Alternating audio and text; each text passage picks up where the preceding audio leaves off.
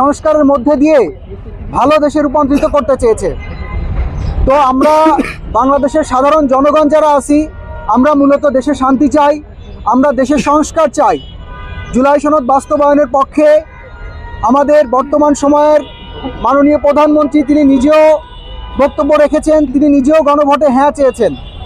এই হ্যাঁ ভোট জয়ী হওয়ার পরেও কেন এখন এই জুলাই সনদ বাস্তবায়ন নিয়ে এত সমস্যা তৈরি হচ্ছে সে বিষয়ে আমরা কিছুই বলতে চাই না, আমরা শুধু সংগ্রাম দেখতে চাই। যদি জুলাই সনদ বাস্তবায়ন না হয় তাহলে আমরা রাজপথে নেমেছি এবং থাকবো ইনশাআল্লাহ। যতদিন পর্যন্ত জুলাই সনদ বাস্তবায়ন না হবে আমরা রাজপথ ছাড়ব না।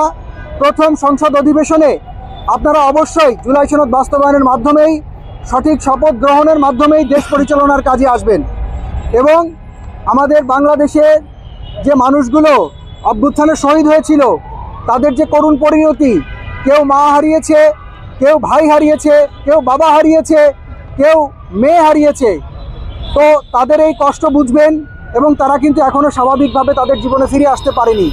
আমার আহত জুলাই যোদ্ধা ভাই যারা আছে তারা এখনও সঠিক চিকিৎসা পাচ্ছে না, তারা এখনও পর্যন্ত তাদের তালিকাও সম্পন্ন করতে পারেনি, তাদের সুবিধাটাও নিশ্চিত হয়নি।